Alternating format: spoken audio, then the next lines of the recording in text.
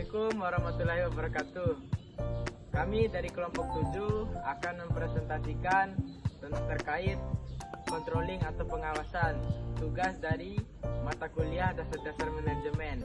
Perkenalkan, nama saya Farandun Islam. Dan saya Baik Fadilatul Aina. Saya Baik Maladila Puspita. Saya Baik Mandalika Mengenali Hastari. Sebelum itu, kami menginformasikan salah satu dari kelompok kami tidak dapat mengikuti video pada sore hari ini dikarenakan beliau lagi KKN. Terima kasih. Assalamualaikum warahmatullahi wabarakatuh. Perkenalkan, nama saya Farista Matulkafi. Baik, tanpa berlama-lama, mari kita mulai presentasi. Apa itu controlling?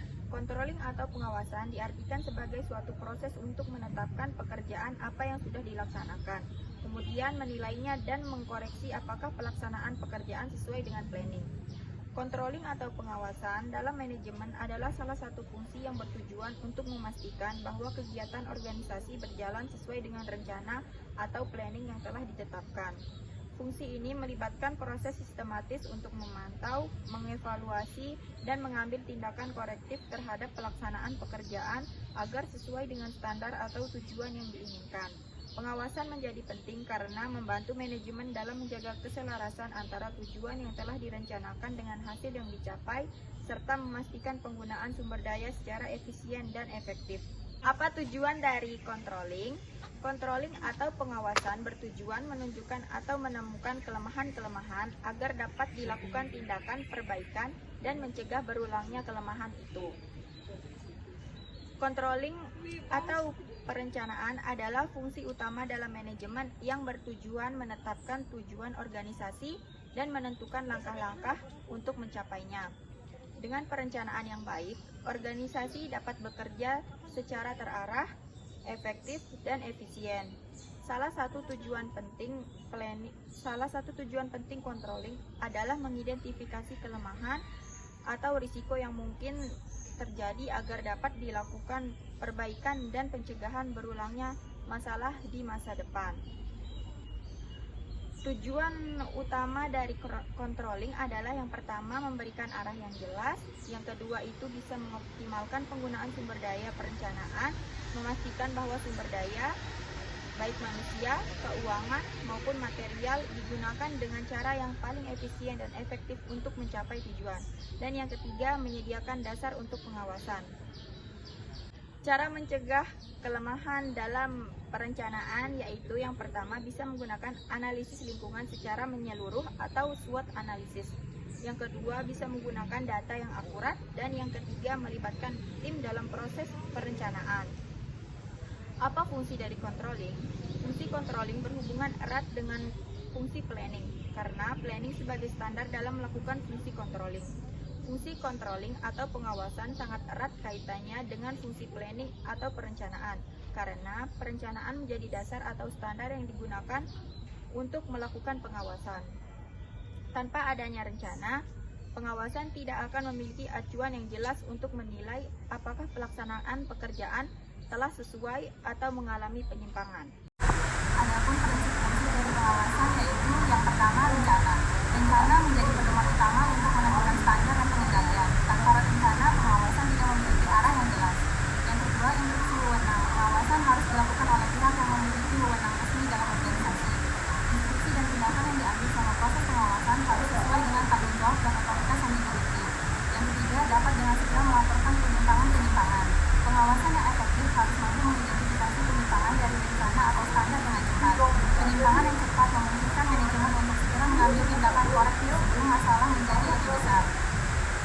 Yang keempat, fleksibel. Sistem pengawasan harus cukup fleksibel untuk beradaptasi dengan perubahan situasi. Fleksibilitas ini penting agar pengawasan tetap relevan. Yang kelima, dapat merefleksikan pola organisasi.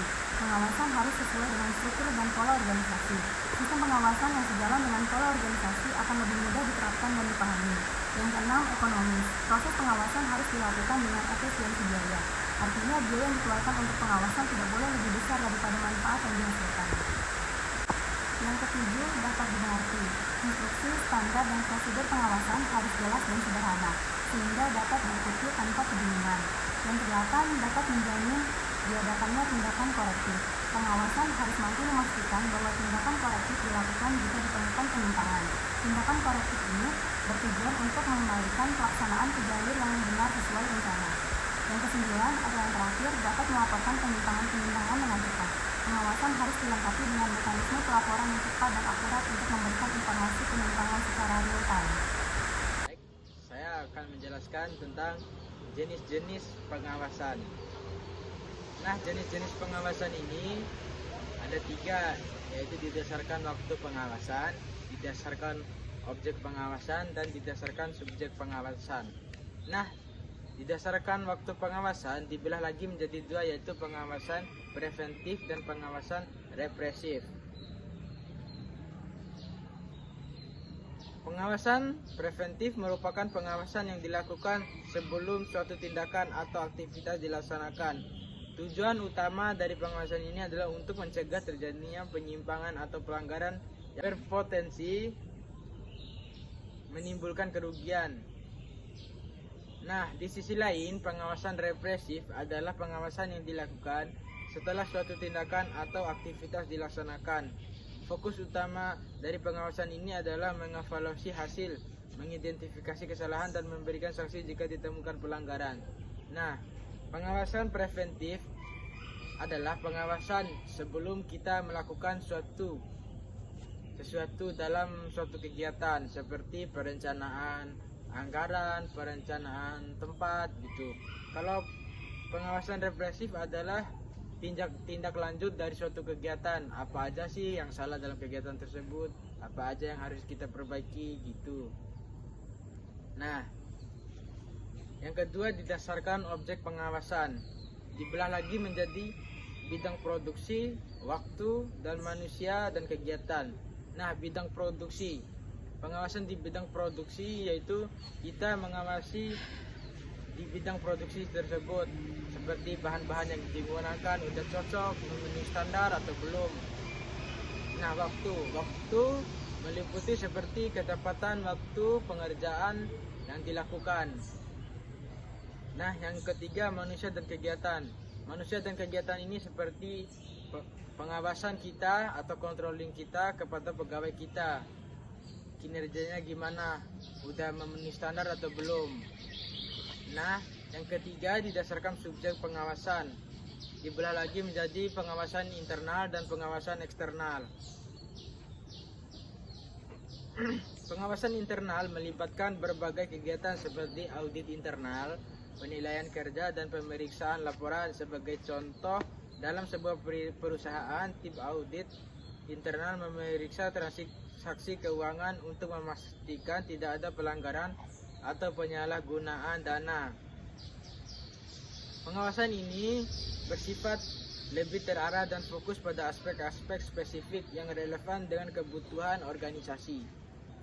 Sebaliknya, pengawasan internal ini dilakukan oleh orang di luar perusahaan, seperti organisasi-organisasi yang menyangkut tentang perusahaan kita. Nah, pengawasan ini biasanya dilakukan oleh lembaga independen atau pihak ketiga yang memiliki hubungan langsung dengan organisasi yang kita awasi atau perusahaan yang kita awasi. Tujuannya adalah memberikan evaluasi yang objektif terhadap kinerja atau kepatuhan perusahaan atau organisasi terhadap aturan dan regulasi yang berlaku. Pengawasan eksternal sering digunakan untuk menjaga akuntabilitas dan meningkatkan kepercayaan publik kepada perusahaan atau organisasi kita.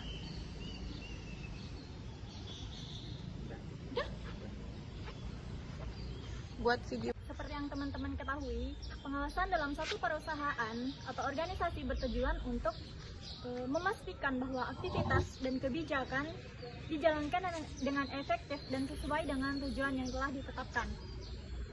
Berikut beberapa cara tentang pengawasan. Yang pertama, peninjauan pribadi. Peninjauan pribadi adalah bentuk pengawasan yang dilakukan dengan cara mendatangi langsung atau bertemu langsung dengan individu atau kelompok dalam organisasi untuk memantau atau mengevaluasi pekerjaan mereka. Yang kedua, ada melalui laporan lisan. Pengawasan melalui laporan lisan melibatkan komunikasi langsung, biasanya dalam bentuk diskusi atau rapat di mana individu atau departemen memberikan laporan mengenai kemajuan atau masalah yang ada. Yang ketiga, melalui laporan tertulis. Laporan tertulis adalah pengawasan yang dilakukan melalui dokumen tertulis seperti laporan bulanan, laporan proyek, laporan keuangan yang memberikan informasi rinci mengenai perkembangan atau kinerja suatu bagian dalam organisasi. Yang terakhir, melalui hal-hal yang bersifat istimewa. Pengawasan ini melibatkan cara-cara pengawasan yang bersifat tidak biasa, yang biasanya ditujukan untuk menangani masalah atau situasi tertentu yang memerlukan perhatian lebih. Di sini saya akan menjelaskan apa saja proses dalam controlling atau pengawasan. Yang pertama itu menetapkan standar kinerja yang bertujuan untuk menentukan tolak ukur yang jelas untuk mengukur keberhasilan suatu aktivitas. Yang kedua yaitu mengukur kinerja aktual yang bertujuan untuk membandingkan kinerja yang sebenarnya dengan standar yang telah ditetapkan di awal. Yang ketiga yaitu membandingkan kinerja aktual dengan standar. Sama seperti poin nomor 2, yaitu mengukur kinerja aktual yang bertujuan untuk mengidentifikasi adanya penyimpangan atau perbedaan apa saja yang terjadi antara kinerja yang diharapkan dengan kinerja yang sebenarnya. Yang keempat yaitu menganalisis penyimpangan yang bertujuan untuk mencari tahu penyebab terjadinya penyimpangan atau apa saja faktor-faktor yang terjadi baik itu secara internal maupun eksternal yang mempengaruhi kinerja. Yang kelima yaitu mengambil tindakan korektif yang bertujuan memperbaiki kinerja yang menyimpang dari standar tersebut. Yang terakhir yaitu evaluasi tindakan korektif yang bertujuan untuk mengevaluasi efektivitas tindakan korektif yang telah diambil dengan cara membandingkan kinerja setelah tindakan korektif dengan standar yang telah ditetapkan di awal. Jangan lupa like, komen, dan share video kami.